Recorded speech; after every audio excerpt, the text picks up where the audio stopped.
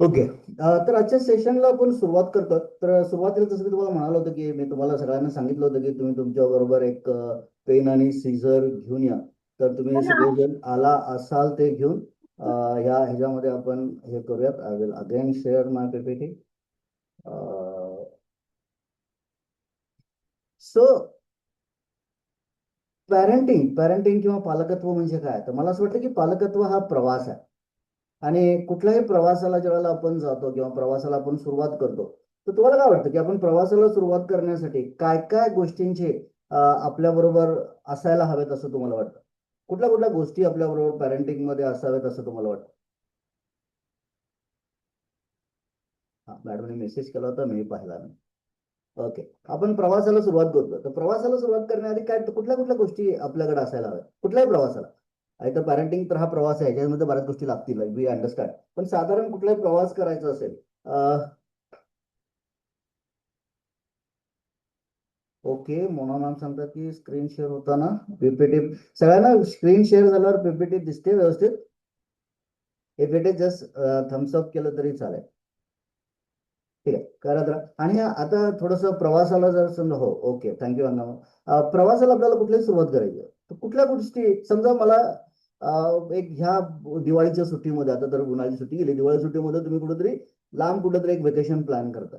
तसं कुठलं vacation plan करताना सगळ्यात पहिली तयारी त्या वेकेशनची कुठून सुरू होते? कशापासून आपण त्या प्रवासाला सुरुवात करतो? डेस्टिनेशन प्लॅन करतो, ओके ग्रेट, डेस्टिनेशन प्लॅन केलं, त्यानंतर काय करतो आपण? आर्थिक प्लॅनिंग करते. कशाचं प्लॅनिंग करतो? आर्थिक financial. Yes, absolutely right, financial planning करतो. म्हणजे माझ्यात काय आहे बाबा, किती पैसे मला किती आहेत, माझ्याकडे किती आहेत, आणि ते मी किती प्लॅन करतो, ह्याचं प्लॅनिंग करतो. ग्रेट. आणखीन काय करतो? मग कसं जायचं वगैरे या सगळ्याचं प्लॅनिंग आपलं सुरू होतं.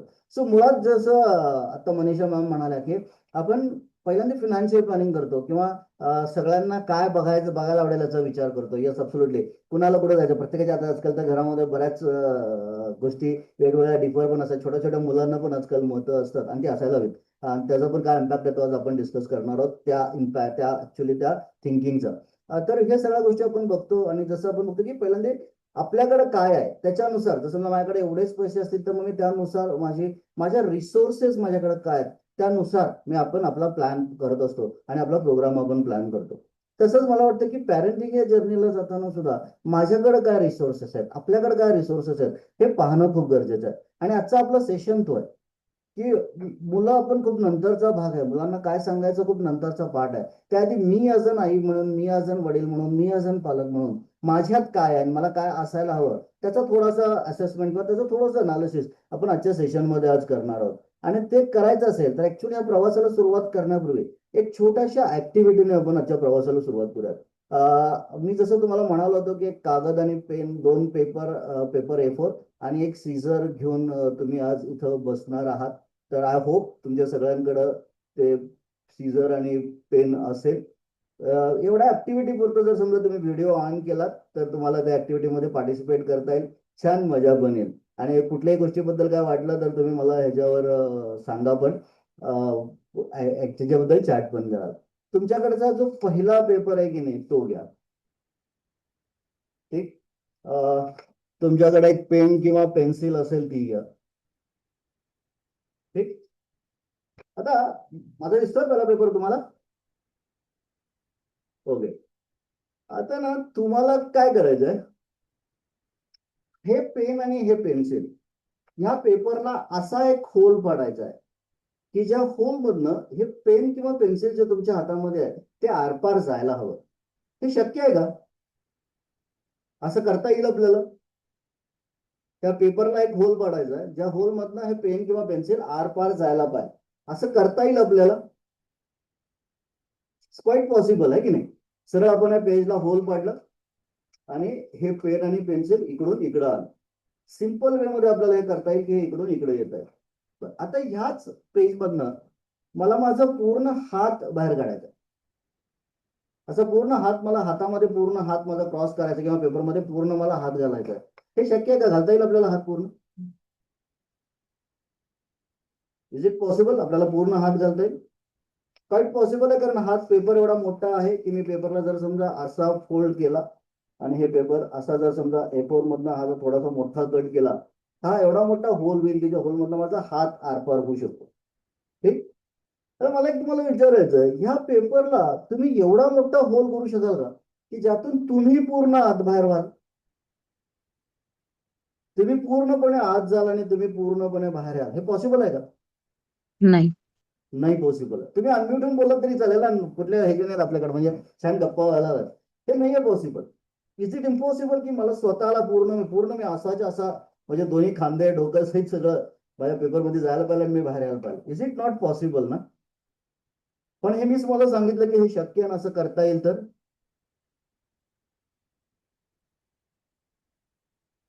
कसं करायचं ते बघायला आवडेल.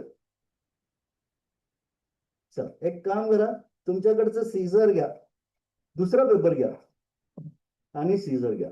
ठीक, आपण करूयात सगळेजण मिळून. आणि या पेपरला ना ह्या दोन भागामध्ये असं एक मधनं घडी घाला. उभी पेपरला अशी घडी घाला. घातली? सगळ्यांनी पेपर पेन्सिल घ्या आणि प्रॅक्टिकली करून बघा. जे केल्यावर जे तुम्हाला जाणवेल की नाही, that is something are learning but you are going to drive today, derive today, है ना. हे पेपरला असं केलं. आता एक कात्री घ्या, पेपरच्या खालच्या बाजूनी पेपरला वरती अगदी एक अर्धा इंच राहील इथपर्यंत कट करा. हे असं कट करा, पूर्ण पेपर कट करू नका. अर्धा इंच राहील तिथपर्यंत कट करा. त्यानंतर साधारण 1.5 इंचावर ठेवा आणि परत एक असं कट करा. असे तुम्ही पेपर संपेपर्यंत 1-1.5 इंचावर ना त्याला कट करा. कुठल्याही साईडने पेपर तुम्ही आता ठेवला असेल तर चालेल. शक्यतो खालची जी ओपन बाजू आहे ती खाली ठेवा.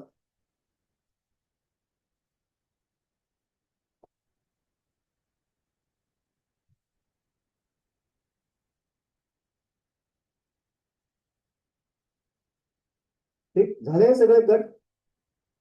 आता एक काम करा, पेपरला उलटा करा आणि हे जे काही कट्स तुम्ही दिलेत की नाही 1 इंचाचे, त्याच्यामध्ये बरोबर मध्ये परत एक कट मारा. तो पण पूर्ण करू नका, थोडासा अर्धा इथं वरती नेऊन ठेवा. आता हे कट आपल्याला असे करायचे, अर्धा इथं वरती जाईल इथपर्यंतचे तुम्ही कट करणार आहात. आता दुसऱ्या ह्याला आपण कट करूयात, मग तिसऱ्या ह्याला कट करूयात. त्याचे तुमचे जेवढे झाले असतील तेवढे झाले असतील. चौथ्या ह्याला कट करूयात, पाचव्या ह्याला कट करूयात आणि 6व्या ह्याला कट करूयात. शेवटच्या ह्याला कट करू नका, तो खूप छोटा होऊन जाईल. असे सगळे कट केले. आता ही जी मधली लाईन आहे की नाही, ती पहिली सोडा आणि दुसऱ्या लाईन पासून हे जे काही मधले आहे एकदम पहिलं सोडा. दुसऱ्या लाईन पासून जे मधले आहेत त्यांना इथून असं कट करा. सेंटरवाला जो पीस आहे त्या सेंटरवाल्या पीसला इथून असं कट करा.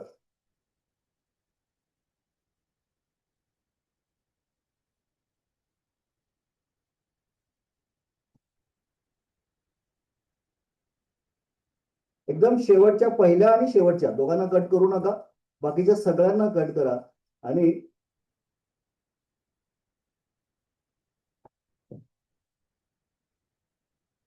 सगळ्यांना कट करा आणि हे पेज ओपन करा. आता ह्या पेजला एवढं मोठं होल झालंय की या होल मधनं तुम्ही पूर्ण काय, तुम्ही दोघंही पॅरेंट पूर्ण त्या ह्याच्यामधनं आत बाहेर याल आणि तुम्हाला सहज तुमच्या पूर्ण शरीरामधनं तुम्हाला काढता येईल. आपल्याला सुरुवातीला वाटलं की एक होल कागदाला एवढं होल करता येणार नाही, पण आपण बघितलं की एक सिस्टम टाकली तर आपल्याला ते करता येतं. आणि पॅरेंटिंग इज सेम लाईक दिस. कधी कधी ना खूप सहज इझिली तुमचं मेसेज पोहोचणार आहे, कधी खूप छान त्या सरफेसवर काम होणार आहे, पण कधी कधी त्याच सरफेसवर काम करण्यासाठी आपल्याला बऱ्याच गोष्टी कराव्या लागणार आहेत. मग त्या काय करायला लागणार आहेत त्याचाच पूर्ण अभ्यास आपल्याला पूर्ण ह्या 12 सेशन्स मध्ये करायचा आहे. आणि त्याच्यावर आपण छान इथून पुढं छान गप्पा मारणार आहोत. पहिलं सेशन झालंय, पण दॅट डझंट मीन की दुसरं सेशन त्याचं काही कनेक्शन आहे, काही नाही. ऑल इंडिपेंडेंट 12 सेशन्स असतील हे. तुम्हाला पहिल्या सेशनचं थोडंसं जर समजा परत कुणाला ऐकायचं असेल तर त्याची लिंक सुद्धा आणि या सेशनची रेकॉर्डिंग लिंक सुद्धा उद्यापासून उद्या किंवा 2 दिवसात आपल्या युट्यूबला अवेलेबल असेल, आपल्या ग्रुपमध्ये ती शेअर होईल. एक गोष्ट जी कदाचित मी नंतर सांगायला विसरेल म्हणून आत्ताच सांगतो, आजच्या पूर्ण वर्क सेशनचं एक वर्कबुक पण तयार आहे. मी काही ऍक्टिव्हिटी करून घेणार आहे, त्या ऍक्टिव्हिटीचं एक वर्कबुक पण तयार आहे. ते वर्कबुक जर समजा तुम्हाला हवं असेल तर कुठलीही कॉस्ट नाही आहे त्याची, फक्त तुम्ही आमच्या जे काही मॉडरेटर्स आहेत ज्यांनी तुम्हाला ह्या सेशनमध्ये बोलवलंय त्यांना फक्त मेसेज करा वर्कबुक म्हणून, ते तुम्हाला ते वर्कबुक तुमच्या व्हॉट्सअपला पाठवतील. पीडीएफ मधलं वर्कबुक आहे, पण ते वर्कबुकचं समजा तुम्हाला कळेलच की थोड्या वेळ ते वर्कबुक तुमच्या पूर्ण ह्या जर्नीमध्ये तुम्हाला कसा त्याचा उपयोग होणार आहे ते. तर आमच्या सगळ्या पार्टिसिपेट आमच्या सगळ्या मॉडरेटर्सकडे जसं प्रियांका मॅम असतील, हर्षल असेल, कुंभार सर असतील, पडाकर मॅडम असतील, या सगळ्यांकडे वृंदा वगैरे सगळ्यांकडे हे सेशन हे वर्कबुक संध्याकाळ पण अवेलेबल असतील. तुम्ही त्यांना मेसेज करा, ते तुम्हाला लगेच पाठवेल, किंवा डायरेक्ट मला मेसेज केला वर्कबुक म्हणून तर मी सुद्धा तुम्हाला पाठवेल as per your convenience. So now we will start the today's session. Actually तो जर्नीला आपल्याला सुरुवात करायची आहे. नक्की ती जर्नी काय आहे त्या अँगलला आपण आज बघूयात आणि तिथं आपण सुरू करूयात. चॅट बॉक्स ओपन आहे, तुम्हाला कधीही वाटलं मध्ये आधी तर चॅट करा. थोडंसं इंटरॅक्टिव्ह राहा, बोलूयात, आपण समजून घेऊयात विषयाला. आता व्हिडिओज ऑन ठेवायचे ऑफ ठेवायचे तुमच्या डिस्क्रिप्शनवर आहे. ठेवले तरी चालतील, नाही तरी चालतील, पण येऊ. पण आता गोष्टी आपण नीट समजून घेऊयात नक्की मला काय म्हणायचं ह्या जर्नीमध्ये जाताना. जसं मी मागच्याही वेळेला सांगितलं होतं की मी स्वतः एक पालक आहे आणि माझा मुलगा त्याच्या जॉबला लागला, तो 23 वर्षाचा आहे आणि त्याच्याबरोबरचा 23 वर्षाचा पालकत्व हा माझा प्रवास आहे. आणि त्या प्रवासात काही गोष्टी मला पण खटकल्या, काही गोष्टी मी पण अडलो, कळलं नाही. शाळेत जेव्हा त्याच्या जायचो तेव्हा कोणीतरी यायचं आणि सांगायचं की मुलाला पाहिजे ते, मुलाला जे जेवढ्या गोष्टी अवेलेबल करता येतील तेवढ्या करा. कोणी सांगायचं नाही त्यांना देऊ नका सगळं, कोणी सांगायचं तर रडल्याशिवाय देऊ नका, कोणी सांगायचं की त्यांना टार्गेट ठेवून ठेवा. कळायचं नाही की नक्की काय करायचं. पण प्रत्येक गोष्टी जनरिक असायच्या, पण पर्सनलाइज काही गोष्टी असायला हव्यात. मग त्या पर्सनलाइज कशा असायला हव्यात किंवा काय करायला हवं, त्यासाठी आपण आजचा अभ्यास. आणि त्यासाठी मला असं वाटतं की we need to understand self, आणि ते काय ते आपण बनवणार आहोत. आजचं सेशन आपला 2 भागात असेल. एक भाग असेल तो म्हणजे केवायसी. हा शब्द आपण बऱ्याचदा ऐकला ना. आता तर आज जर सगळ्यांचं हे चाललेलं आहे, इन्कम टॅक्स रिटर्न फायलिंगचा उद्या शेवटचा दिवस आहे. बरेच जण हे सगळं नो युअर कस्टमर मध्ये असतील. But what I means is know your child. KYC तुम्ही तुमच्या मुलाला समजून घेता का, आणि ते समजून घ्यायचं असेल तर आधी एक गोष्ट केली पाहिजे, ते म्हणजे KYC. That is know your self. आपण स्वतःला समजून घेतलं पाहिजे. आणि ते स्वतःला समजून घ्यायचं असेल तर आपण ना स्वतःची ह्या पॅरेंटिंग जर्नीला, जसं मी मगाशी म्हणालो की त्या प्रवासाला जाताना आपण आपली काहीतरी एक इन्व्हेंटरी तयार केली पाहिजे. एक बेसिक इन्व्हेंटरी आपली तयार असायला हवी. पालकत्वाच्या ह्या प्रवासात आपल्याला सुरुवात करताना तर ती बेसिक इन्व्हेंटरी आपल्याकडे काय असायला हवी जर समजा बघितलं तर ना, मी तुमचे पॅरेंटिंग असेसमेंट टेस्ट घेणार आहे. तर मी तुम्हाला पुढच्या पीपीटी मध्ये साधारण 10 पॉईंट्स तुम्हाला दिसतील. तुम्हाला जर समजा 1 किंवा 2 किंवा 3 मुलं असतील तर प्रत्येक मुलासाठी वेगळं वेगळं करा, आणि एका मुलासाठी आता तुम्ही करणार असाल तरी करा. मी तुम्हाला एक पॅरामीटर दाखवेल. त्या पॅरामीटरवर तुम्हाला वाटत असेल की माझं कॉन्ट्रीब्युशन ह्या पॅरामीटरवर द बेस्ट आहे तर स्वतःला 10 मार्क द्या. आणि तुम्हाला वाटत असेल की नाही थोडंसं कमी आहे तर स्वतःला 1 मार्क द्या. 1 म्हणजे कमी, 10 म्हणजे जास्त. मी तुम्हाला एक्सप्लेन करतो. आता हे पॅरामीटर्स आहेत, हे 10 पॅरामीटर्स आहेत आपल्याकडे. Nutritious food. तुम्हाला काय वाटतं की तुम्ही जे देताय मुलांच्या सवयी आणि तुम्हाला जे त्यांना द्यायचं आहे त्याचा बॅलन्स व्यवस्थित आहे. मी खूप प्रयत्न करते कॉशियसली न्यूट्रिशियस फूड देतेच, किंवा नाही ते माझ्याकडनं होत नाही, मला अजून ते करायला हवं. व्हॉट एव्हर यू थिंक, 1 ते 10 मध्ये स्वतःला लिंक करा. आणि एक कुठे भले आता तुम्ही जो नोट पेपर घेतला, मी तुम्हाला हे पूर्ण ह्याचं पीडीएफ पाठवणार आहे. वर्कबुकच्या माध्यमातून हे पीडीएफ तुमच्याकडे येईल. आजच्या पूर्ण सेशनचं सगळंच पीडीएफ तुम्हाला येईल, ते ई बुकच्या माध्यमात असेल. तर न्यूट्रिशियस फूड तुम्हाला कुठे ह्या टाईप वगैरे करायची गरज नाही. तुमच्या कागद पेनवर या 10 वर स्वतःचा असेसमेंट करा. न्यूट्रिशियस फूडच्या बाबतीत आपण म्हटलं एका मुलाचं आत्ता करून नंतर तुम्हाला पाहिजे त्यावेळेला बाकी मुलं असतील तर त्यांचं कराल. न्यूट्रिशियस फूडच्या बाबतीत स्वतःला किती मार्क द्याल ते द्या. त्यानंतर हेल्थ केअर.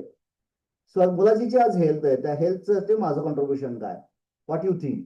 त्याचं क्लोदिंग आणि बेसिक नीड्स, त्याला ज्या काही गरजा आहेत त्याचे कपडे वगैरे त्या सगळ्यासाठी मी पर्टिक्युलर असते का. If you feel okay 10, if you not feel की नाही थोडंसं इम्प्रुव्हमेंट करायचं आहे तर 5, 6, 3, 2, 1 काय पण.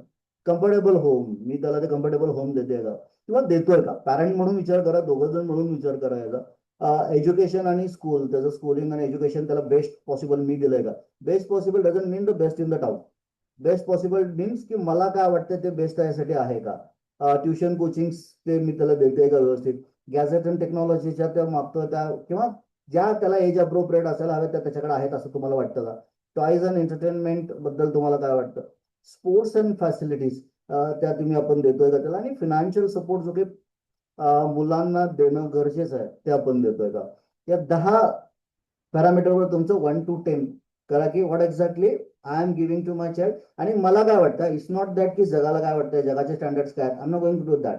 तुम्हाला स्वतःला काय वाटतं की अवेलेबल रिसोर्सेस मध्ये एक सर्वे झाला होता, त्या सर्वे मध्ये बघितलं गेलं होतं की भारतीय पालक त्यांचा इन्कम मधला ऑलमोस्ट 40% पैसा हा मुलांवर खर्च करतात, आणि त्या 40% मधला ऑलमोस्ट 35% हा त्यांच्या एज्युकेशनवर खर्च होतो, आणि बाकी 10-15% ऍडिशन इकडे तिकडे असतील. So that is what we are doing, म्हणजे आपण त्या सोर्सेस मध्ये करतोय. पण तुम्हाला काय वाटतं, स्वतःला रेटिंग करा. झालं असेल तर डन म्हणा. आपण पुढच्या एका असेसमेंटला जाऊया. थंब केला तरी चालेल, डन केलं तरी चालेल, जस्ट झालंय डन. डन म्हणून मला हे करा. डन. ओके, ठीक. 10 जण झाले. Done. Thank you Prakash sir, thank you Priyanka ma'am, thank you Kalpana ma'am, thank you, thanks a lot. हे 10 झाले. आता आपण पुढचा एक पॅरामीटर घेऊ. जाऊ मी थोडंसं नाव मोबाईलचे असेल तर बदलले तर चालतील. आता ना ह्या 10वर स्वतःला जज करा. त्यातला पहिला पॉइंट आहे, आय लिसन विदाउट जजिंग. मी माझ्या मुलाला, आता मुलं लहान असतील तर कदाचित ते एवढा होणार नाही, थोडेसे ओल्ड आले असतील, 5वी 6वीला असतील, 3री 4थीला असतील, तर बघा, I listen without judging. What you think? तुम्ही स्वतःला 1 ते 10 मध्ये किती मार्क द्याल? I spend quality 1-to-1 time with my child. स्वतःला 1 ते 10 मध्ये किती वेळा तुम्ही ते करताय, किती गरजेनुसार तुम्ही ते करताय. I understand my child emotion. मी माझ्या मुलांच्या भावना समजून घेण्याचा प्रयत्न करतोय. 1 ते 10 मध्ये स्वतःला रेट करा. I appreciate effort more than the result. मी माझ्या मुलाचे एफर्ट्स अप्रिशिएट करते, त्याचे रिझल्ट नाही. स्वतःला 1 ते 10 मध्ये हे करा. My child feel safe sharing secret with me. खरंच तो सेफ सेफ सगळे सिक्रेट, त्याच्या सगळ्या गोष्टी मला सांगतो का? ते मेकॅनिझम माझ्या घरी आहे का? I allow age appropriate decision making. वयानुसार मी त्याला डिसिजन मेकिंग घेऊ देतो, देते का? 1 ते 10 काय वाटतं? 10 म्हणजे येस ऑलवेज, 1 म्हणजे नाही. किंवा हा विचार नाही केला तरी ते 1ला जाईल. इव्हन थॉट अबाउट इट, तर ते 1ला जाईल. त्याच्याबद्दल आपल्याला काही माहितीच नाही, त्याला कमीला मार्क देऊ, कारण माहिती आहे ते जास्तीला आलेलं आहे already. I teach value by my own example. मी स्वतः करून ते व्हॅल्यू टीच करते का? I express love through words and actions. शब्द आणि कृती दोन्हीमधनं माझं प्रेम एक्सप्रेस होत आहे का? I avoid comparing my child with others. मी माझ्या मुलांचं कम्पॅरिझन थांबवते का? कम्पॅरिझन कमी करते का, तर करत नाहीये का? आणि I know my child dreams and fear. मला माझ्या मुलाचे स्वप्न आणि त्याच्या भीती पूर्णपणे माहिती आहेत. आता याला पण 1 to 10 मध्ये मार्क द्या, आणि 2 काम करा. पहिल्या 1 ते 10 बेरीज करा, आणि दुसऱ्या 1 ते 10 बेरीज करा. 2 मिनिटात फक्त बेरीज करा. दोन्हीच्या 1 ते 10 बेरीज झाल्या की झालंय म्हणून कुणी मार्क शेअर करू नका. हे खूप पर्सनल आहे, त्याला आपल्याला जनरलाइज नाही करायचं आहे. हे तुमच्यासाठी आहे. तुमचं हे मला पण नाही समजून घ्यायचं की कुणी काय केलं ते. मला ते नको आहे. मला फक्त तुम्ही हे ऍक्टिव्हिटी सिरियसली करावी, आणि स्वतःच्या वेगवेगळं जस्ट काय आपण कुठं आहोत त्याला समजून घ्यावं. तुम्ही आज पहिल्यांदा ऍक्टिव्हिटी करताय. अजून मी तुम्हाला हे वर्कबुक तुमच्याकडे जेव्हा येईल, क्वार्टरली किंवा दर इयरली ह्या ऍक्टिव्हिटी मुलं अगदी 18-20 वर्षाची होईपर्यंत करा. तुम्हाला ना हे तुमच्या पूर्ण प्रवासामध्ये हे पॉईंट खूप छान मदत करणारे असतील. पहिल्या 1 ते 10 ह्या 1 ते 10 बेरीज करा फिनान्शियल सपोर्ट पर्यंत, आणि त्यानंतर बेरीज करा आय लिसन विदाउट जजिंग तुम्ही दिलेल्या मार्कला, till I know my children's dreams and fear. A आणि बी पार्ट झालेले आहेत आपले. ए पार्टची टोटल करा, बी पार्टची टोटल करा, आणि झाला असेल तर डन करा. फक्त बेरीज झाली आहे, ओके डन म्हणून मला सांगा, आपण पुढे जाऊया. बेरीज झाली असेल तर डन करा, आपण पुढे जाऊया. आपल्याकडे थोडासा टाइम कन्स्टंट आहे, आपल्याला 9:30 पर्यंत मीटिंग एंड करायची. बऱ्याच गोष्टी आज आपल्याला बघायच्या आहेत. Done done. Thank you Kalpana ma'am, thank you Sheetal ma'am, thank you. Done झालेलं आहे सगळ्यांना बऱ्यापैकी. झाला असेल, बेरीजच करायची, फार मोठी किंवा कॅल्क्युलेशन नाही आहे.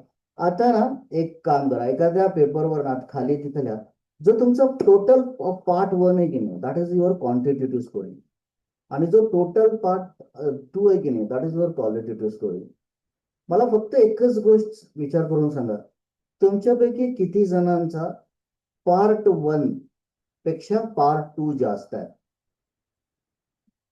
पार्ट 1 50 आहे, पार्ट 2 60 आहे, पार्ट 1 100 पैकी 90 आहे, आणि पार्ट 2 पण 95 आहे.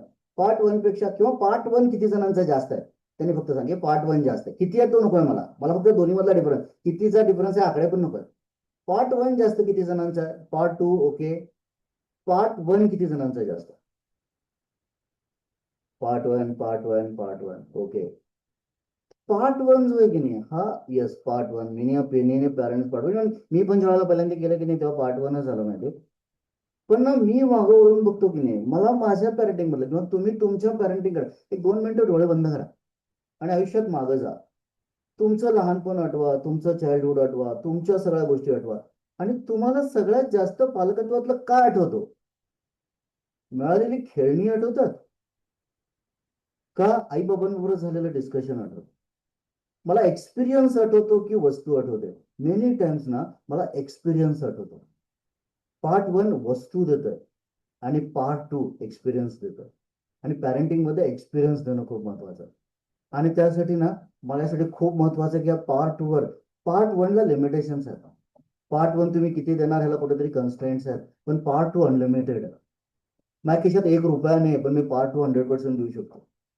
आणि माझ्याकडे खूप पैसे आहेत तरी मी पार्ट टू 100% देऊ शकतो. आणि ह्या पार्ट टू वर आपल्याला काम केलं, हे पार्ट टू जर समजा आपण नीट केले आपल्या पॅरेंटिंग मधले, आणि हा प्रवास आहे हे की एका दिवसात होणार आहे किंवा पहिल्यांदा गेलो मी काल गेलो होतो की मग आज परत करायला पाहिजे का, ते रिपिटेटिव्ह जाणाऱ्या गोष्टी आहेत. आणि तिथं आपल्याला जर समजा ह्या गोष्टीवर जायचं असेल तर थोडस मला असं वाटतं ना की मला माझाच अभ्यास अजून नीट केला पाहिजे. आणि त्यासाठी पुढची असेसमेंट, तुम्हाला एक काम करा, आज मी तुम्हाला वर्कबुक पाठवणार आहे किंवा आता जरी तुम्ही विचार केला तर तुम्ही एक शांतपणे नवरा बायको बाई आणि बाबा दोघंही वेगळं वेगळं बसा. दोघंही दोन वेगळं वेगळं कागद घ्या. भले आज संपल्यावर मीटिंग संपल्यावर हे करा. वर्कबुक आलं त्या वर्कबुक मध्ये जागा आहे तिथं करा. आणि ना तुमच्या मते पालकत्वाची व्याख्या काय ते लिहून काढा. माझ्यासाठी पालकत्व म्हणजे काय तर मुलांना सगळ्या गोष्टी देणं.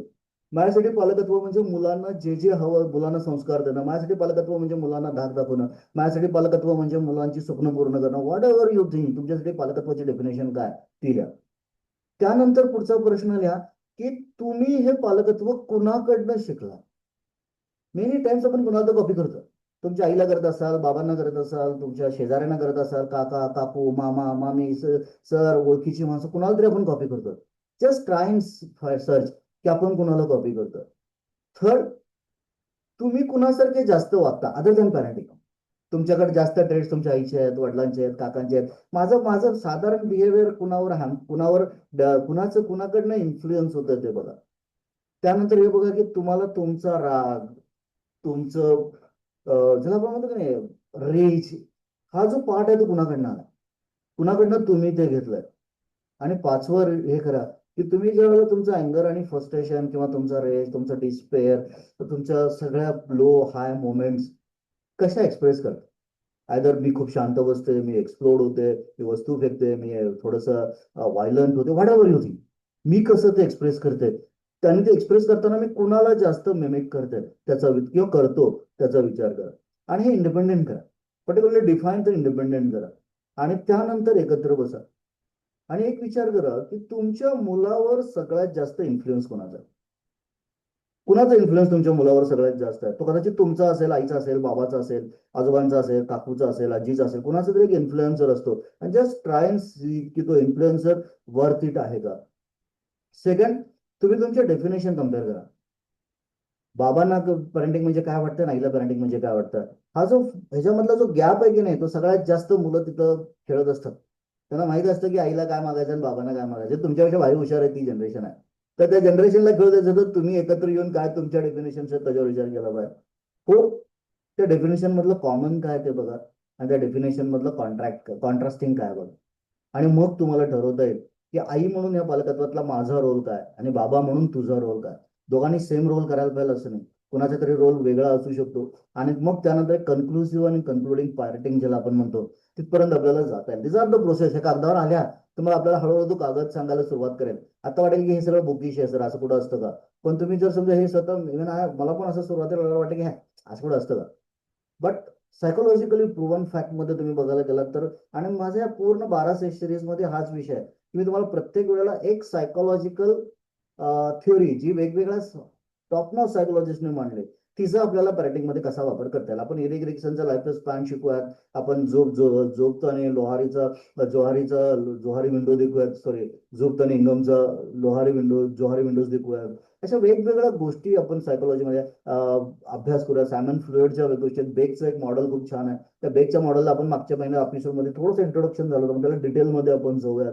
अशा वेगवेगळ्या गोष्टी आणि त्या माध्यमातून आपण पालकत्व, कारण मला असं वाटतं की influencing a person is psychology.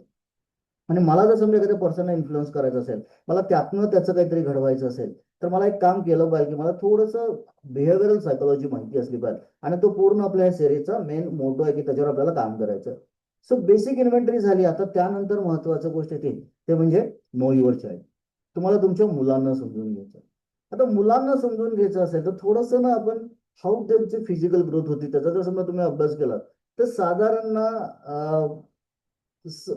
3 ते 4 वर्षापर्यंत मुलांच्या प्रायमरी दात येतात, आणि 6 ते 9 ह्या वयामध्ये ते आलेले प्रायमरी दात जाऊन सेकंडरी परमनंट ज्याला आपण टूथ म्हणतो ते सगळं यायला सुरुवात होते.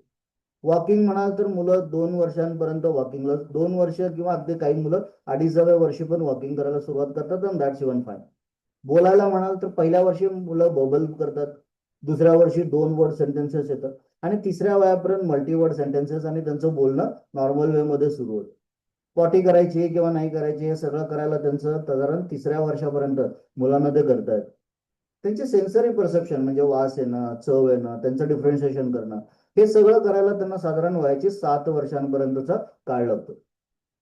आता शब्द कळले 3ऱ्या वर्षी, पण भाषा कळायला, भाषा नवीन शिकायला साधारण त्यांच्या वयाच्या 7 वर्षापर्यंत त्यांना ते करता येतं. हायर कॉग्नेटिव्ह विचार करणं, स्वतःचा काहीतरी प्रोड्यूस करणं, हा जो सगळा भाग आहे तो साधारण सुरुवात अगदी पहिल्या वर्षापासून झालेली असते, पण 14 वर्षापर्यंत त्याचं मॅनिफेस्टेशन आपल्याला बघायला मिळतं. आणि साधारण प्युबर्टीचा विचार केला आपण तर मुलांमधली जी प्युबर्टी आहे आणि मुलींमधली प्युबर्टी यांचे डेट्स थोड्याशा टायमिंग्स थोडेसे वेगळे वेगळे होतात.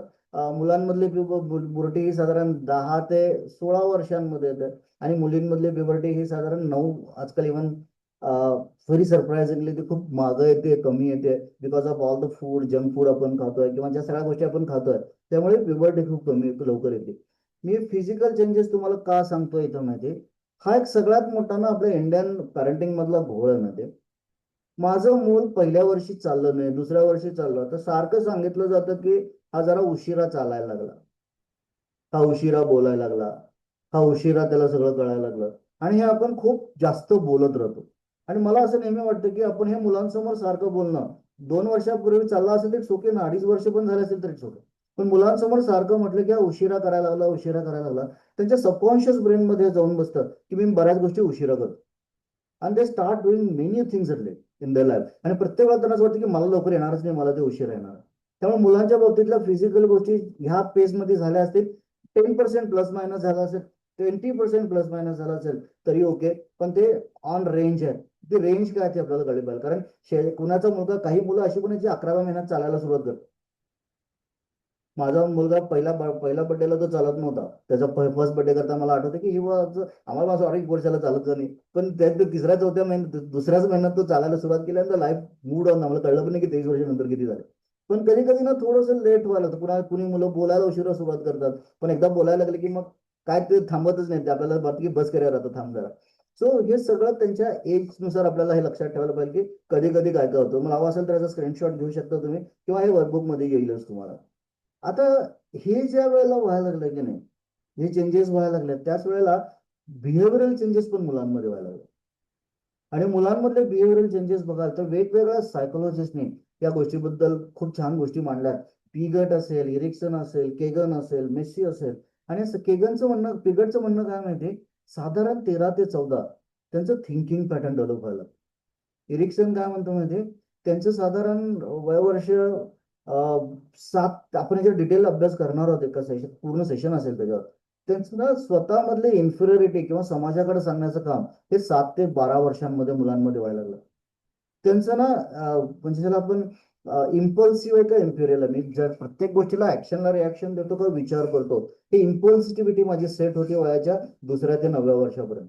आणि हे सगळं होत असताना ना माझ्यासाठी कन्सर्न काय माहिती, आपण ना मुलीची प्युबर्टी डिस्कस करतो, पण मुलांची प्युबर्टी हे कधी डिस्कसच होत नाही. म्हणजे कित्येक काय ऑलमोस्ट भारतामध्ये 99% बालकांना मुलामध्ये प्युबर्टी सुरू झाली की नाही झाली हे माहिती पण नसते. मुलीमधली आपल्याला कळतंय कारण दॅट्स एन एव्हिडंट, पण मुलांमधली आपल्याला कळतच नाही. आणि मला असं नेहमी वाटतं की टिल प्युबर्ट दिस वन अनदर थॉट, हे कळायला पाहिजे नाही कळायला पाहिजे, त्याच्या कुठल्या मार्गाने आपल्याला ते डिस्कस करता येऊ शकतं का, आपण ह्या विषयावर खूप डिटेल कुठल्या एका सेशनमध्ये छान गप्पा पण होणार आहे. पण जस्ट पुटिंग सर्फेसवर काही पॉईंट्स तुमच्यासाठी आणतो की त्याच्यावर तुम्ही तुमच्या एंडला थोडासा विचार करा आणि त्याला कसं घेऊन जाता येतं का त्याच्यावर आपण डिस्कस करत राहू शकतो. दिस इज हेच मुद्दे आहेत जे पालकत्वामध्ये आपण विचार केले गेले पाहिजे. सो आता प्रश्न हा आला की आपल्या मुलाला अंडरस्टँड करायचं, तर ह्यात त्याचे हे सगळे होणारे चेंजेस झाले. मी माझ्या लेवलला कसं समजायचं, सुरुवात तर कुठेतरी केली पाहिजे. इंद्रधनुष्य आहे, मला ते शिवधनुष्य उचलायचं आहे, त्याला कुठंतरी बघितलं पाहिजे, कुठं प्रत्यंच्या बघितलं पाहिजे, कुठं त्याला लावायचं ते बघितलं पाहिजे. मग कसा ब्रेक करायचा त्याचा आपल्याला नंतर विचार करता येऊ शकतो. सगळ्यात पहिल्यांदा विचार केला पाहिजे की शिवधनुष्य उचलायचं कसं, कुठून सुरुवात करायची त्याला उचलायला. आणि ती सुरुवात करायची असेल तर मला वाटतं की द बेस्ट मॉडेल जिथून आपण सुरुवात करू शकतो ते म्हणजे आपल्याला हे कळलं पाहिजे की आपलं मूल डेव्हलप कसं होतं. मी ह्या सगळ्या फिजिकल डेव्हलपमेंट सांगितल्या, त्याच्या बिहेव्हिअरल डेव्हलपमेंट सांगितल्या, पण त्यामध्ये मी ॲज अन पालक कॉन्ट्रीब्युट काय करू शकतो, तर साधारण मला वाटतं की 3 भागामध्ये आपण ह्याला डिवाइड करू शकतो. पहिला भाग आहे तुमच्या मुलाचं नेचर, दुसरा भाग आहे तुम्ही केलेलं नर्चर, आणि तिसरा भाग आहे समाजामध्ये त्याचं असलेलं प्रतिबिंब, दॅट इज कल्चर. त्याच्या नेचरनुसार त्याचं नर्चर झालं तर त्याचं कल्चर ते होईल जो जे बेस्ट समाजासाठी असेल किंवा त्याच्यासाठी असेल. उदाहरण द्यायला गेलं तर सचिन तेंडुलकर, लता मंगेशकर. क्रिकेट होतं सचिनकडे, नेचर. नर्चर काय केलं तर बाबा घेऊन गेले क्रिकेट ग्राउंडवर, आणि कल्चर काय झालं तर God of the cricket. Lata Mangeshkar nature काय होतं गाणं, दीनानाथ सरांनी काय केलं तिला गाणं म्हणायला सांगितलं, आणि कल्चर काय तर गाण कोकिळा. ते उलट झालं असतं तर सचिनला गाणं म्हणायला लावलं असतं आणि लताला क्रिकेट खेळायला लावलं असतं तर आपल्याला एक गान कोकिळा मिळाली नसती आणि एक क्रिकेटचा देव मिळाला नसता. हे मोठे एक्झाम्पल झाले, आज आहेत म्हणून आपण त्यांना एक्झाम्पलेट पण करतो. पण खरंच माझ्या मुलाच्या नेचरनुसार त्याचे मुलाचे पाय पाळण्यात दिसतात असं म्हणतात. मला एक प्रश्न आहे सगळ्या पालकांना, हो किंवा नाही फक्त उत्तर द्या, की खरंच तुम्हाला तुमच्या मुलाचे पाय पाळण्यात दिसलेत का? जस्ट हो किंवा नाही मध्ये तुम्ही हे करू शकता, हो दिसले, मला दिसले, नाही दिसले, नाही, येस, नाही. आपल्याला नाही दिसलेत, का नाही दिसलेत माहिती तुम्हाला?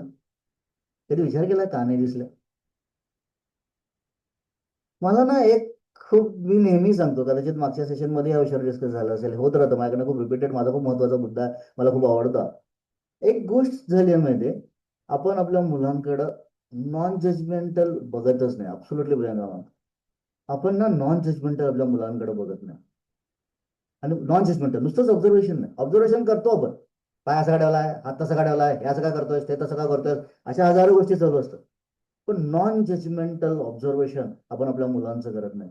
आणि दॅट्स वाय आपल्याला ते नेचर कळालं. कधीतरी बघा, एखादा इमोशनल सीन टीव्हीवर चालू आहे, खूप इमोशनल सीन आहे, इंटेन्स सीन चालू आहे, काहीतरी भावनिक आदान प्रदान होत आहे, आणि तुमचं मूल काय करतं ते बघून बघतंय, ते बघताना त्या डोळ्यात पाणी येतंय, ते बघताना ते इकडे तिकडे बघायला लागतंय, सफोकेट होत आहे, अनइझी होत आहे, काय होतं नक्की ते बघा. त्याच्यावरनं तुम्हाला कळेल त्याचा इमोशनल इंटेलिजन्स बिल्ड कसा व्हायला लागला. सिंपल साध्या साध्या गोष्टी फक्त ऑब्झर्व करा, डोंट डोंट इंटरफिअर ओव्हर द्या. इंटरफिअर केलं की मग त्या गोष्टी हाईड करायला सुरुवात करेल. अरे यार, आई बघते माझ्याकडे, आई सांगते मला काहीतरी त्याच्यावर रडून उभे, काय खोटं चाललंय का रडतोस. It's not that. त्यासाठी त्या त्या त्या पॉईंट ऑफ इंटेन्शनला ते इमोशन्स करेल.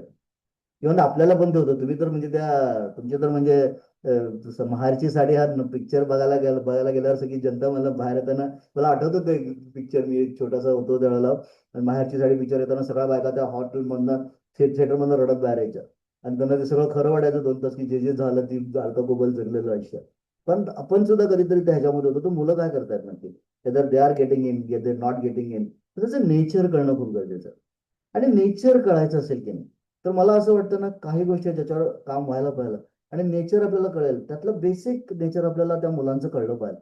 ते म्हणजे तुमच्या मुलांच्या लर्निंग टाईप काय, दुसरं त्याच्या लर्निंग स्टाईल काय, ॲक्वायरिंग स्टाईल्स काय, ते अभ्यास करतं, नॉलेज घेतं कसं, आणि नॉलेज प्रोसेस कसं करतं, त्यांची पर्सनॅलिटी काय, त्यांचं इंटेलिजन्सचं डिस्ट्रीब्युशन कसं आहे, त्यांचं इंटरेस्ट अँड ॲबिलिटीज काय, काय आवडतं पण काय करता येतं, काय आवडतं आणि काय करता येतं मध्ये काय करता येतं हे खूप जास्त महत्वाचं आहे.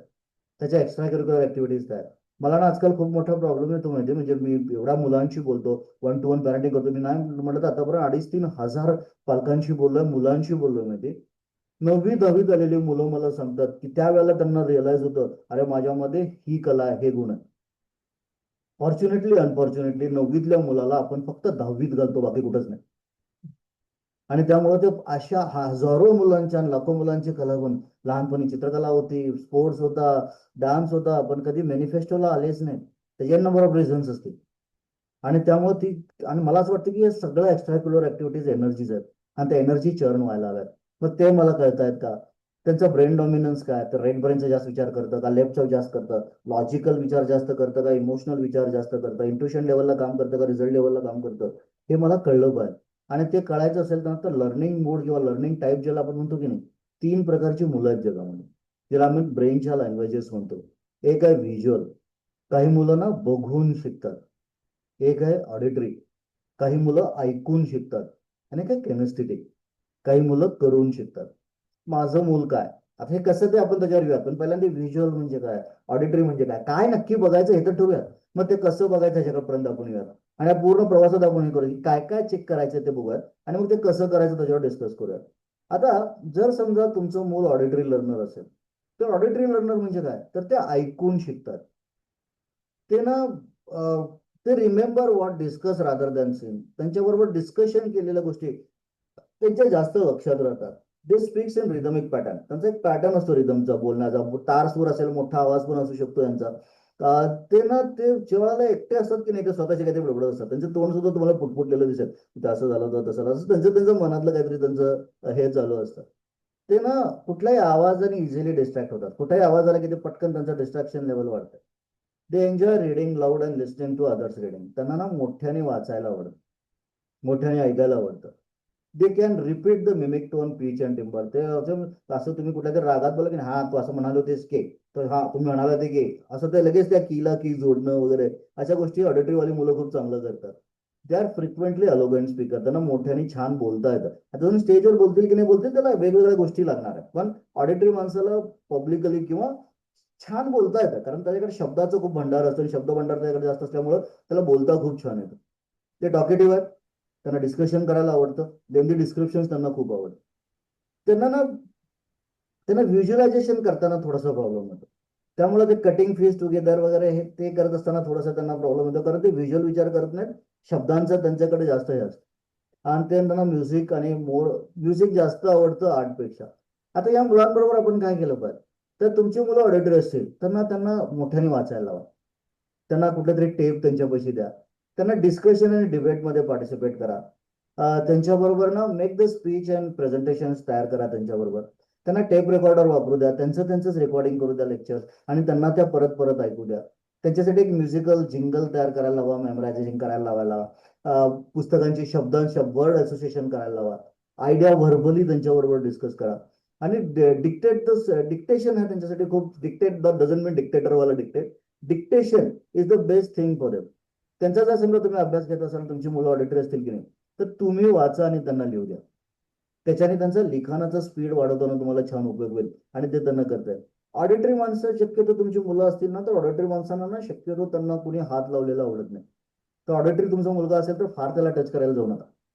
थोडंसं डिस्टन्सवरनच त्याला त्या गोष्टी समजून घेऊ द्या. थोडंसं तुम्ही तर ऍटलिस्ट त्याचं कुठेतरी कॉन्सन्ट्रेशन करायचं त्याला, त्यावेळेला त्याच्या जवळ न जाता त्याच्याशी लांबून डिस्कस करता येत आहे का बघा. व्हर्बल अनॉलॉगी, स्टोरी टेलिंग, ह्या गोष्टी त्यांच्यासाठी खूप चांगल्या असू शकतात.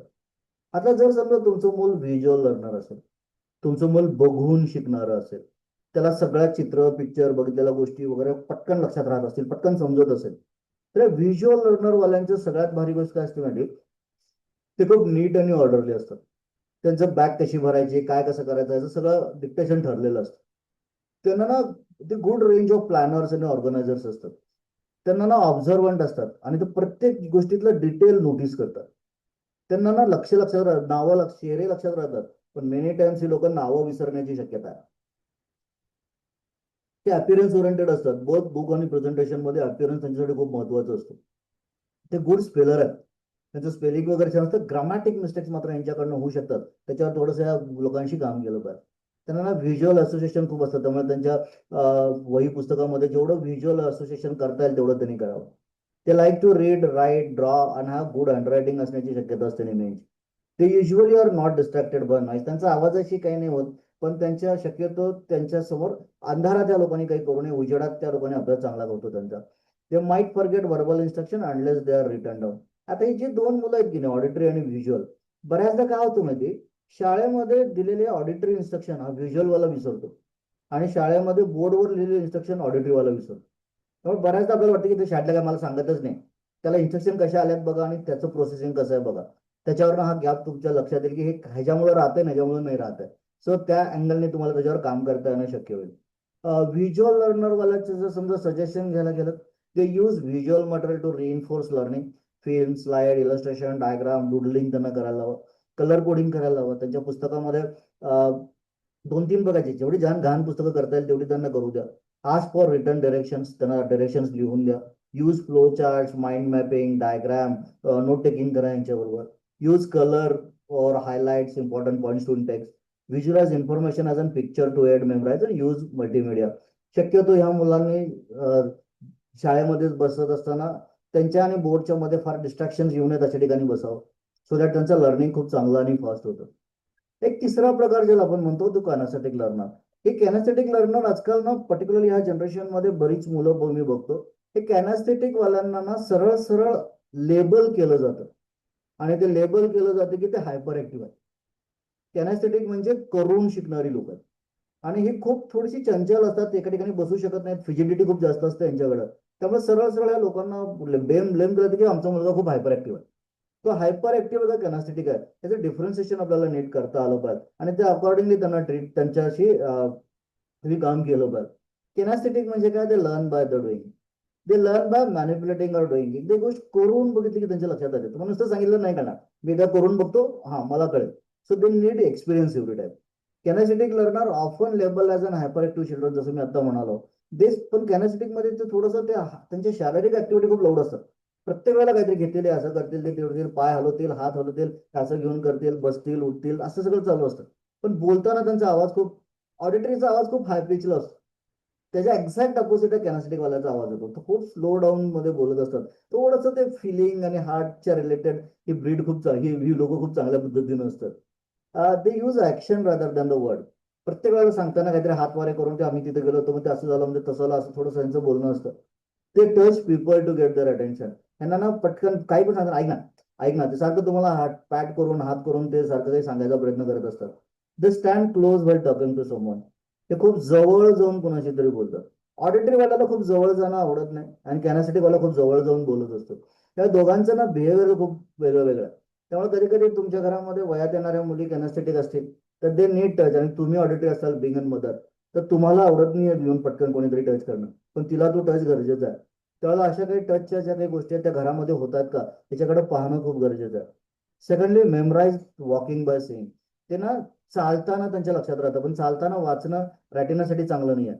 तर त्यांना असं सांगा की तू बसून वाच आणि चालताना मेमराईज कर. They might use finger as an pointer while reading. ते म्हणजे पेन्सिल टॅप करतील, ते रिफ्लेक्शन करतील वगैरे बऱ्याच गोष्टी ह्या करतात. त्यांचं सजेशन जर समजा तुम्ही द्यायला गेला तर त्यांनी ना कॅनास्थेटिक वाल्यांनी ना शॉर्ट टाइमसाठी अभ्यास करावा. 10-15 मिनिटाचा अभ्यास केला की त्यांनी परत उठावं. त्यानंतर ते utilise the more to teaching tools and study. Group in role play वगैरे हे त्यांच्यासाठी खूप चांगलं असतं. They conduct practice and operational demonstration and avoid just having theoretical explanation पेक्षा त्यांना ती पोस्ट ऑफिस तुम्ही समजावून सांगण्यापेक्षा घेऊन जाऊन दाखवा. That work for them. They learn through activity like experiment, pottery art वगैरे. या गोष्टी यांच्यासाठी सगळ्यात चांगल्या किंवा त्यांच्यातून त्यांना चांगलं कळायला मदत होतो. आणि ते आणि त्यांच्या कुठल्या तरी स्पोर्ट्स ऍक्टिव्हिटी ह्या मुलांमध्ये त्यांना करता येऊ शकते. डान्स चांगले करू शकतात तर म्युझिकल सेन्स त्यांचा चांगला असेल तर सम अदर प्रॅक्टिकल फिजिकल ऍक्टिव्हिटीमध्ये या मुलांनी असावं, त्याचा त्यांना सगळ्यात जास्त आणि चांगला फायदा होऊ शकतो. ठीक. आता आपण हे बघितलं त्यांच्या लर्निंग स्टाईल. एक अजून एक पॅरामीटर आपण आज बघणार आहोत ते म्हणजे या मुलांकडं अक्वायरिंग स्टाईल्स कशा असल्या पाहिजे. मी जे आतापर्यंत सांगतोय दॅट मेकिंग सेन्स, म्हणजे मला वाटतंय की हे तुमच्या जर्नीमध्ये युजफुल आहे किंवा हे तुम्हाला त्याचा उपयोग होईल. येस येस किंवा नाही फक्त सांगा, आपण पुढे जाऊयात. म्हणजे आणखीन काही गोष्टी आपल्याला छान डिस्कस करता येतील. म्हणजे तुम्हाला वाटतंय की हे जी काही इन्फॉर्मेशन आपण घेतोय त्याचा आपल्या ह्या प्रवासात फायदा होणार आहे. येस येस, थँक्यू अंगा. बाकी सगळ्यांना काय वाटतं? एक दोघं जण फक्त yes yes, thank you Chavan ma'am. Yes yes, ठीक आहे. म्हणजे काय म्हणजे आपण मी yes thank you thank you Vivo Y400, thank you झामी. Thank you Prakash sir. Thank you Kalpana ma'am. Thanks a lot. आता एक झालं की मी माझे दरवाजे कसे ओपन केलेत, माझं नॉलेज कसं घेतलंय, ऐकून घेतलंय, बघून घेतलंय, लिहून घेतलंय. दुसरं येतं की मी ते सगळं स्टोअर कसं करतो. मी अभ्यास घेताना माझं अक्वायर कसं करतो, मी ते नॉलेज कसं रिस्टोअर करतो. त्याच्यामध्ये ना 4 प्रकारची लोक आहेत. त्यातला एक आहे तो सेल्फ कॉग्नेटिव्ह आहे. ही मुलं असतात ना, ते स्वतः शिकतात, त्यांना नाही लागत कोणी शिकवायला. एक मेजर क्राऊड आहे जमान्यावर सध्या आपल्या याच्यामध्ये, तो इमिटेटिव्ह लर्नर आहे. त्यांना ना शिकण्यासाठी कोणीतरी शिकवावं लागतं. एक रिफ्लेक्टिव्ह आहे, ते ठरवतात काय शिकायचं आणि काय शिकायचं नाही ते, पण त्यांना कोणीतरी शिकवायला लागतं. रिफ्लेक्टिव्ह वाले खूप वेगळा काहीतरी विचार करतात आणि ओपन स्टाईल आहे. ते पण इमिटेटिव्हचे थोडेसे छोटे भाऊ आहेत, पण ते ठरवतात कुणाला कॉपी करायचं आणि कुणाला कॉपी नाही करायचं. 4 प्रकारच्या अक्वायरिंग स्टाईल्स आहेत आपल्या. त्यातला आपण सेल्फ कॉग्नेटिव्ह सगळ्यात जास्त किंवा इमिटेटिव्ह हे दोन आपल्याला सगळ्यात जास्त पर्सेंटेज मध्ये लोक बघायला मिळतात. सेल्फ कॉग्नेटिव्ह म्हणजे काय? They take own initiative to see the knowledge and find answer. त्यांच्यासाठी बेस्ट असतं की तुम्ही त्याला पुस्तक द्या, प्रश्न द्या आणि शोध म्हणून सांगा. त्यांच्या अभ्यासाची बेस्ट मेथड ती असू शकते. ते समवॉट सेल्फ सेंटर्ड असू शकतात, पण त्यांना ना कम्युनिकेशन मध्ये थोडीशी डिफिकल्टी आहे. कारण त्यांचं नेहमी असते की माय वेअर इज हायवे, मी सांगतो ते करा, नाही तर जावा तुमचं तुम्ही बघा. अशा स्टाईलचे लोक असतात. ते need to be motivated with a reason to learn. त्यांना नुसतंच अभ्यास कर म्हणून नाही चालत, त्यांच्यासाठी गोल क्लिअर करून द्या. Once you done that, the things are done for them. Self motivated आहेत विथ देअर ओन अचिव्हमेंट. त्यांचं स्वतःची अचिव्हमेंट झाली की बस, त्यांना त्याच्या पुढे काही नाही लागत. मग ते एक टप्पा बाय टप्पा छोटा छोटा गोल द्या, हे गोल झालं की पुढचं पुढचं तिसरं, असं भरपूर जण काही करतायत. डिमांड आणि space and respect and communication and decision. त्यांच्यासाठी ना ते स्पेस पाहिजे, रिस्पेक्ट पाहिजे, आणि प्रत्येक कम्युनिकेशन मध्ये आणि डिसिजन मध्ये त्यांना ह्या दोन्ही गोष्टी मिळणं त्यांच्यासाठी खूप गरजेचं आहे. जसं मी मगाशी म्हणालो, थोडासा हा इगो किंवा प्राऊड ऑफ सेल्फ या लोकांमध्ये असू शकतं. आणि थोडंसं डिक्टेटरशिप ज्याला आपण म्हणू की नाही, किंवा थोडंसं असते, त्यामुळे ह्या मुलांना खूप हार्श पनिशमेंट करू नका. थोडंसं सेल्फ लर्निंग आणि त्यांच्या त्यांच्या चुकातनं त्यांना रिअलाइज करून देता येते का, ह्याचा विचार जास्त केला गेला पाहिजे ह्या मुलांबरोबर असताना. त्यांच्यासाठी सजेशन काय, तर do not impose rigid and fix rule. फार रूल मध्ये त्यांना ठेवू नका, त्यांना जस्ट अवेअर करा गोष्टींचा आणि त्यांचं काम त्यांच्याबरोबर होतं. Allow them to solve the problem and challenging questions independently. त्यांना शक्यतो ना ह्या लोकांचं हँड होल्डिंग जास्त करायला जाऊ नका. त्यांना सोडा, let them do. Encourage them to set goals as they are self-motivated and good to setting goals and standards. Respect their personal opinion as they like to be learned from their own mistakes. Do not interfere with their fixed routine unless they themselves are interested to do so. त्यांची इच्छा आली तर करा, नाही तर त्यांना त्यांच्या पेसने जाऊ द्या. Provide them opportunity to analyze a problem in depth from various aspects. आता अफेक्टिव्ह लर्नर, जो मी मगाशी म्हणालो तुम्हाला की हा एक असा लर्नर आहे जो मॉडिफिकेशन इन लेव्हरेजिंग एक्झिस्टिंग मटेरियल मधनं होणार आहे. त्याला काहीतरी लागणार आहे क्लूज आपलं सेल्फ डिस्कवरी करायला. ते लर्न न्यू सब्जेक्ट करू शकतात. ते topic preferred to example based topics त्यांना आवडतात. मीडिया, न्यूजपेपर, फिल्म, मॅगझिन मध्ये लोक खूप चांगले शिकतात. ते motivated to reading the famous biographies त्यांना चांगले जाते. They organise and planning with guided example. कुठलं तरी एक्झाम्पल त्यांना मिळालं तर ते खूप छान पुढे जातात. Quite achiever, but they thrive to being an appreciate by others. त्यांना लोकांना त्यांचं अप्रिसिएशन केलेलं खूप आवडतं. कुठलंही नॉलेज ह्या लोकांना खूप फास्ट आणि पटकन घेता येतं. त्यासाठी सजेशन काय, तर त्यासाठी चांगलं एक्झाम्पल सेट करून द्या, तर ते लोक त्या एक्झाम्पलला इमिट करतील. व्हॅल्यू रिलेशनशिप त्यांच्यासाठी खूप महत्वाचे. जर समजा आता एक इमिटेटिव्ह लर्नर आहे आणि तो जर समजा ऑडिटरी आहे, तर तुम्ही त्याच्याबद्दल जे काही शब्द बोलता त्या शब्दांकडे लक्ष द्या. इमिटेटिव्ह लर्नर आहे पण तो कॅनॅस्थेटिक आहे. तुम्ही जाता येता वर्गात जातात त्याला काही टच करत असाल तर त्याचे टच बंद करू नका. ते टच बंद केलं तरी त्याच्याने तुमच्या रिलेशन्स मध्ये अननेसरी एक नॉड येते. तो व्हिज्युअल आहे तर त्याच्यासमोर तुमचा चेहरा त्याला सांगायला लागलाय तुमच्याबद्दल सगळं, आणि त्याला ते पटकन इमेट करता येतं. त्यामुळे या गोष्टीत आपल्याला थोडंसं कॉम्बिनेशन मध्ये पण लक्ष ठेवायचे. Remind them often how much you value them. त्यांना सांगा प्रतिभा की तुम्हाला किती गरजेचं आहे. त्यांना व्हॅल्यू द्या. They are the easy follow to manipulate. तुम्ही त्यांना थोडंसं काहीतरी सांगा, ते काहीतरी करतील. ते कॉम्प्रोमाइज किंवा सॅक्रिफाईस करायला तयार होतील. सगळ्यात बेस्ट नर्चरिंग करणारी करू शकणारी लोक आहेत, कारण ह्यांना ते सगळं लागतं जे तुम्ही त्यांना देताय. त्यानंतर रिफ्लेक्टिव्ह, ही जी लोक आहेत की नाही ओपन माइंडेड आहेत, ते कुठली नवीन गोष्टी घ्यायला सुरुवात होतात. त्यांच्याकडे पेशन्स आहेत, कंटिन्युअस रिपिटेशन करू शकतात, टू अकोमोलेट नॉलेज. ते best given one two one focus learning त्यांच्यासाठी खूप चांगलं आहे. त्यांना एक टू एक लर्निंग द्या, तर ते खूप चांगल्या पद्धतीनं काम करतात. तुम्ही इमिटेटिव्हला क्राऊडमध्ये येऊन बसवा चालतं, पण रिफ्लेक्टिव्ह ओपन लर्नर असतील की नाही, त्यांना वन टू वन कोचिंग मिळणं खूप गरजेचं आहे. कारण त्यांना क्राऊडमध्ये गोष्टी ते चार चौघांमध्ये ते खूप कॉशियस होतात. एकटं सांगायला बसलं की ते त्यांची लर्नेबिलिटी खूप छान आहे. ते clear reward and punishment method आहे त्यांच्याकडे. सरळ सरळ सांगा, हे केलं तर हे मिळणार, नाही तर ते मिळणार. याच लोकांबरोबर रिवॉर्ड आणि पनिशमेंट हे तुम्ही सिस्टम वापरू शकता. इमिडिएटिव्ह बरोबर ते अजिबात वापरू शकत नाही. सेल्फ कॉग्निटिव्हवर तो प्रश्नच नाही. फिलॉसॉफिकल आयडियाज किंवा ऑब्जेक्टिव्ह बरोबर हे लोक खूप छान मोटिवेट होतात. They need to play daily activity, need to reflect on their daily activities. थोडंसं रिफ्लेक्टिव्ह लर्नर्स आहेत. रिफ्लेक्टिव्ह लर्नर म्हणजे काय, तर त्यांना ना त्याचा यूज काय तुझ्या लाईफमध्ये हे त्यांना क्लिअर करून द्यावं लागतं. वन्स दॅट डन ना, म्हणजे हे लोक मागवून बघत नाहीत. माहिती, त्यांचं गोल सेटिंग जर सगळं नीट परफेक्ट झालं की नाही, तिथे काहीच्या काही अचीव करतात. म्हणजे माझ्याकडे एक रिफ्लेक्टिव्ह स्टाईलची एक मुलगी होती. ती बोर्डात 10वीला आली होती. फक्त थोडंसं ऑन ऑफ रिझल्ट असतात त्यांचे, कधी खूप भारी कधी खूप नाही. Once she was on top in board, आणि तेच पुढच्या एका एक्झामला ती अगदी नंतर खूप बिडापर होत गेली मुली. आणि त्यानंतर एमबीए मध्ये तिला ऍडमिशन घ्यायचं होतं. कोणीतरी तिला असं सांगितलं की एमबीए मध्ये कोल्हापूरच्या ह्याला होती ती, तर जो नंबर 1 किंवा 2 येईल त्याला फी माफ होते. तर ती एंट्रन्स मध्ये नंबर 1 आली होती पूर्ण युनिव्हर्सिटीमध्ये. ठरवलं तर काही करू शकतात हे लोक. फक्त त्यांचं तेवढं क्लिअर कट गोल सेटिंग होतंय का, ह्याच्याकडे थोडंसं लक्ष द्या. खूप जास्त तुमच्या मुलांचे रिझल्ट खूप तुम्हाला अपडाऊन दिसत असतील. एका वर्षी खूप भारी होत आहे, परत खाली येतात, परत भारी जातात, तर थोडंसं ओपन लर्निंग स्टाईलकडे असण्याची शक्यता आहे मुलं. तर थोडंसं त्यांचं गोल सेटिंग नीट होत आहे का, त्यांना वन टू वन इंटरॅक्शन नीट मिळत आहे का, ह्याच्याकडे थोडंसं लक्ष द्या. त्यांचे टीचर्स त्यांच्या लायकिंगमध्ये नीट येतात का, हे पण थोडंसं या मुलांसाठी गरजेचं असतं. ते थोडंसं अनालिटिकली होतंय का ते बघा. आणि चौथी जी स्टाईल आपण म्हणतो की रिव्हर्स थिंकर्स आहेत, ते क्रिएटिव्ह आहेत, इम्पल्सिव्ह आहेत. काहीतरी आउट ऑफ बॉक्स विचार करणं, सिस्टमच्या बाहेर जाऊन काहीतरी विचार करणं, स्वतःला ते क्राऊडच्या बाहेर नेऊन काहीतरी बघणं. आणि तो बल्ब कसा, म्हणजे थॉमस अल्वा एडिसनच्या स्टाईलची ही लोक असतात. आणि ह्या मुलांना जर समजा तुम्हाला हे करायचं असेल, तर तुमच्यासाठी सगळ्यात महत्वाचं म्हणजे त्यांचं क्रिटिकल लर्निंग, क्युरॉसिटी बिल्ड करा, त्यांची इन्क्विजिटिव्हनेसला उत्तर द्या. असं एक एन्व्हायरमेंट बिल्ड करा त्यांच्या आसपास, की त्यांच्यासाठी इझिली इन्फॉर्मेशन अवेलेबल असेल. Respect their unique attributes. कधी कधी ना हे मुलं ना खूप आउट ऑफ बॉक्स काहीतरी सांगतात. मी तुम्हाला याचं एक्झाम्पल देतो, म्हणजे तुम्हाला कोरिलेट करताय. आईस्क्रीमचा ज्या वेळेला शोध लागला की नाही, तो सगळ्यात पहिल्यांदा शोध लागला इन सेन्स कमर्शियल आईस्क्रीम विकायला सुरुवात झाली होती अमेरिकेमध्ये. समर 1900 शतकाच्या, म्हणजे 20व्या शतकाच्या अगदी सुरुवातीची कथा आहे. 1910 1920 मधली वगैरे, त्या त्या डिकेड मधले. तरी सगळ्यात जास्त आईस्क्रीम विकले जायचे थिएटर्समध्ये.